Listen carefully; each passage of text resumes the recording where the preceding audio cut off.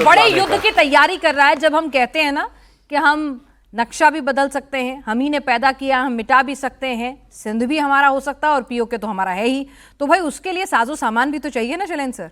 और वो खूब इकट्ठा हो रहा है, लोकल भी हो रहा है, वोकल भी हो रहा है, जहां से प्रोक्योर करना है वहां से भी हो रहा है, ज्वाइंट वेंचर में भी हो रहा है। मैं इस बात को बड़ी जिम्मेदारी से आपके सामने रखता हूं, आप इवैल्यूएट करके देखिएगा। इन सारी चीजों में थोड़ा जो स्पीड होती है वो स्लो होती है।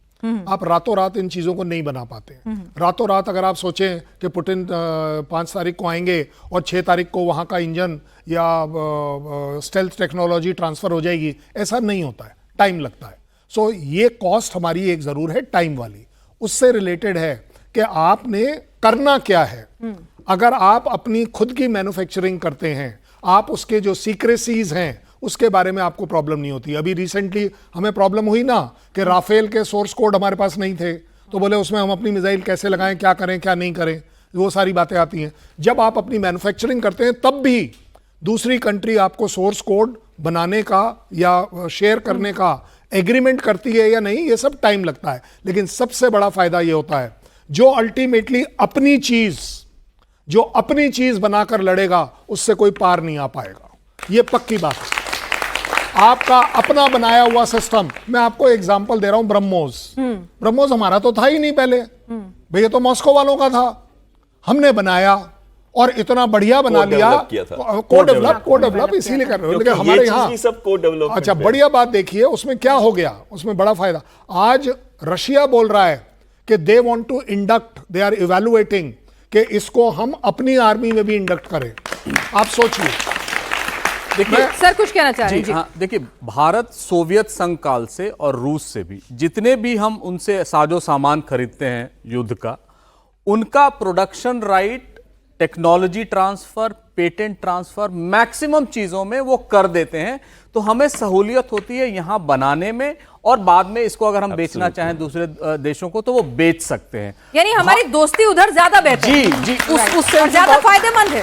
और अमेरिका या फ्रांस या इजराइल ये चीजें नहीं करते हैं। इसीलिए अभी आपने देखा होगा जी इंजन उन्होंने सप्लाई किया, और जो तेजस हमारा गिरा दुबई एयर शो में, वो उसी इंजन को यूज कर रहा था। यानी उसको हम उनको मैनिपुलेट या अपने हिसाब से बना नहीं सकते थे। रूस के साथ ये दिक्कत है। इसीलिए जब हम कहते हैं ना, और अगर आप देखें जो S-400 और S-500 सीरीज की है, वो ऑफेंसिव भी है, डिफेंसिव भी है, एंटी मिसाइल सिस्टम्स भी है और डिफेंसिव मिसाइल सिस्टम्स भी है। रही बात भारत की, देखिए अमेरिका एक हार्ड पावर है, रूस एक हार्ड पावर है, जापान को कहते हैं एक सॉफ्ट पावर है टेक्नोलॉजिकली।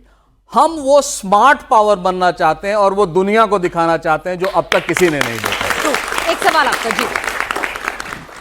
गुड इवनिंग सर, मेरा क्वेश्चन ये है, क्या भारत और यूक्रेन की जो बीच की मतलब जो अभी चल रहा है रूस और यूक्रेन, हाँ, तो क्या नहीं मतलब पुतिन सर के आने से क्या अब भारत अपने बात पे डटा रहेगा, मतलब यूक्रेन के साथ वो खड़ा रहेगा? नहीं कि पुतिन साहब आएंगे तो हम कहेंगे नहीं हम तुम्हारी साइड हो गए। हाँ चलिए, अच्छा इनोसेंट क्वेश्चन है, ठीक है मैं पूछूंगी। और किसका सवाल है? हाँ जी सर। Hello sir. हाँ बोलिए। ऑपरेशन सिंदूर और BrahMos has established our military superiority all over. GDP भी 8.82% है। Now what is a further road map to become world leader number 1? ठीक है। So we are already a world leader.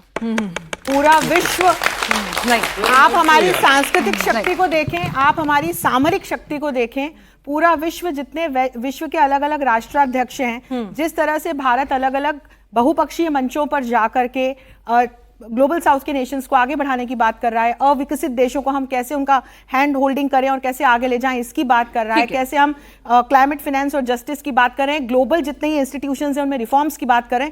आप देखिए इसमें हमने अपने आप को प्रणेता नहीं बनाया है, पूरी दुनिया भारत को प्रणेता के रूप में जानती है। We have already become a leader sir. एक सवाल जी जी। बिस्मिल्लाह रहमान रहीम। जय हिंद, वंदे मातरम, भारत माता की जय।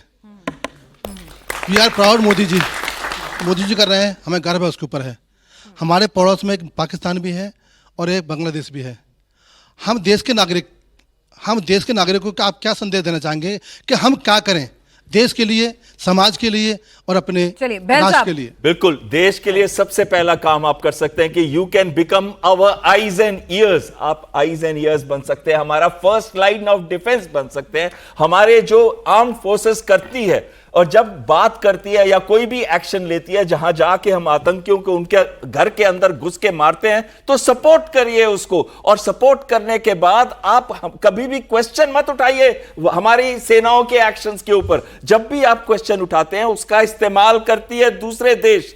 और सबसे बड़ी बात है कि ये जितनी भी आतंकी घटनाएं होती है, इसकी फर्स्ट शील्ड ऑफ डिफेंस तो आप लोगों, क्योंकि आप लोगों को दिख जाता है अगर कोई भी सस्पिशियस एक्टिविटी हो रही है, कहीं पे भी कोई रात को लेट आ रहा है, कहीं पे कोई सामान ऐसा आ रहा है जो नहीं होना चाहिए, सजग तो नागरिक बने, ये हाँ। सबसे ज्यादा जरूरी है।